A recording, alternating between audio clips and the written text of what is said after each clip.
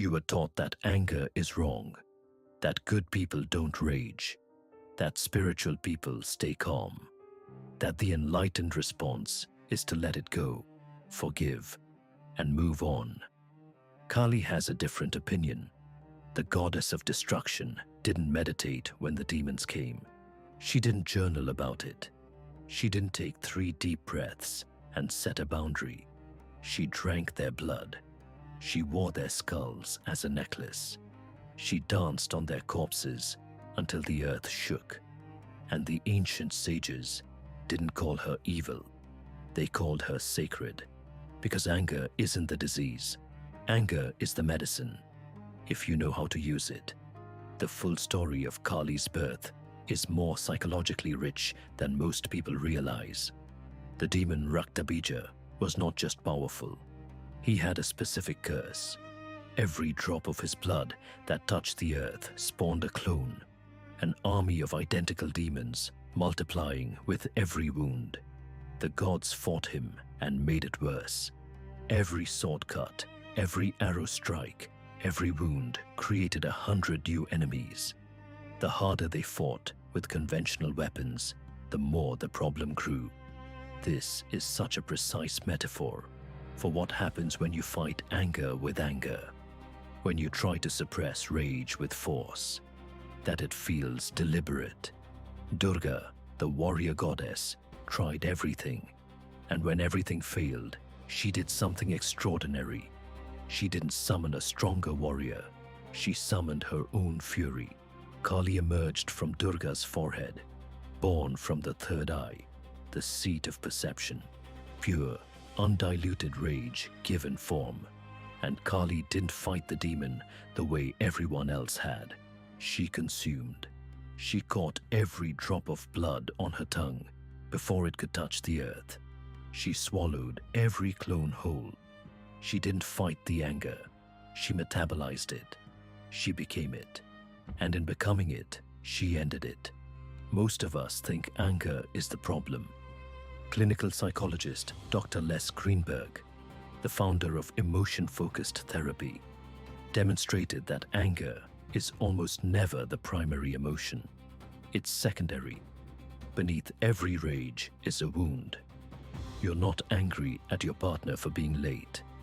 You're hurt because you feel unimportant. You're not angry at your boss for the criticism. You're afraid because your security feels threatened. You're not angry at the world. You're grieving something you lost and never processed. Anger is the bodyguard. It shows up when the more vulnerable emotions, shame, grief, fear, loneliness, are too painful to face directly. Kali's rage wasn't random. It was born from Durga's exhaustion and frustration. The wound of being the only one strong enough to fight, fight after fight after fight.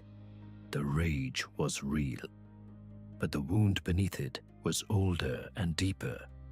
Psychiatrist Bessel van der Kolk spent decades studying what happens when rage is suppressed.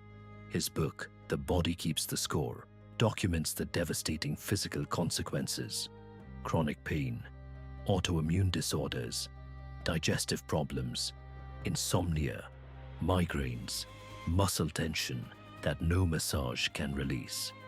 When you swallow your anger, your body stores it, not metaphorically, literally. Van der Kolk's brain imaging studies showed that traumatized individuals who suppressed their rage had overactive amygdalas, underactive prefrontal cortexes, and physical tension patterns identical to people in chronic pain, even when no physical injury existed. The demon Raktabija is your suppressed rage. Every time you swallow it, it doesn't disappear. It multiplies inside your body. The migraine is a demon. The insomnia is a demon. The anxiety that strikes at 3 a.m. for no apparent reason, that's a clone of an anger you never let yourself feel. Kali's method wasn't barbaric. It was the only method that works. Consume the anger before it touches the ground and multiplies. But here's where it gets complicated. Aristotle believed in catharsis, that expressing emotions purges them. Punch a pillow, scream into the void, let it out. Modern psychology has a more nuanced answer.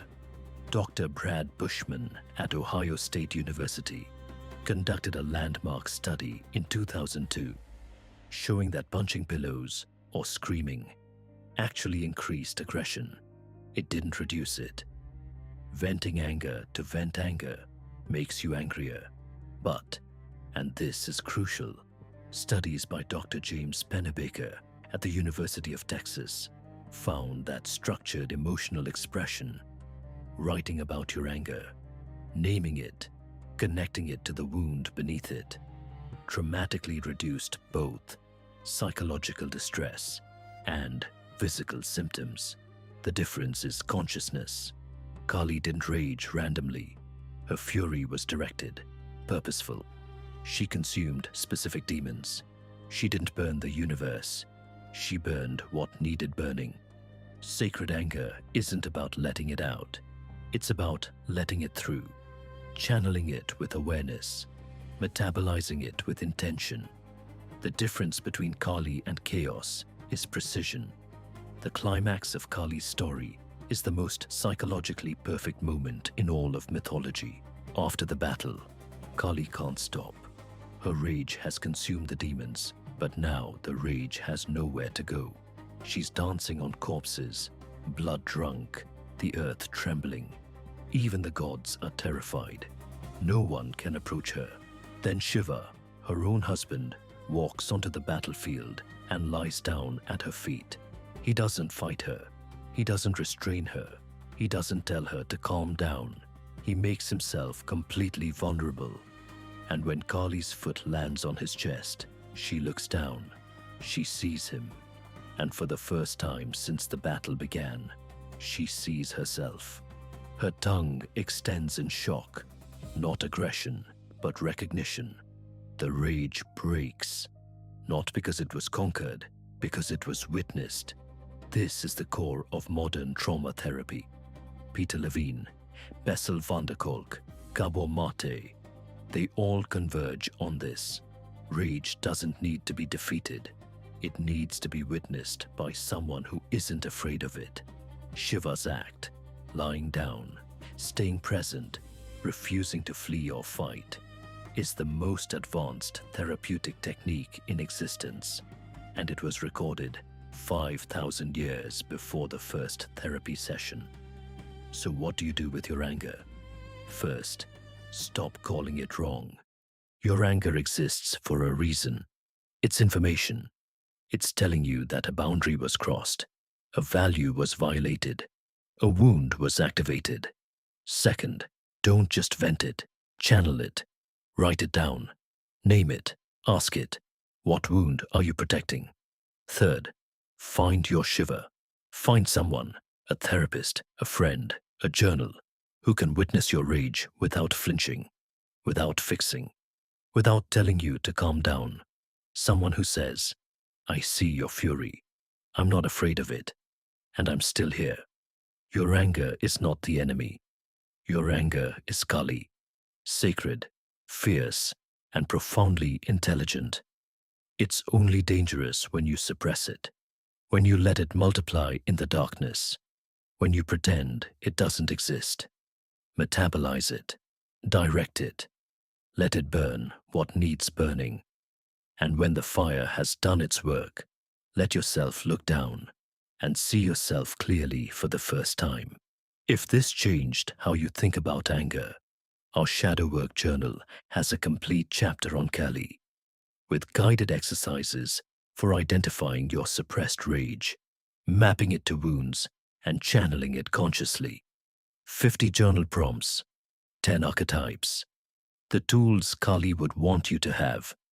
Link in the description.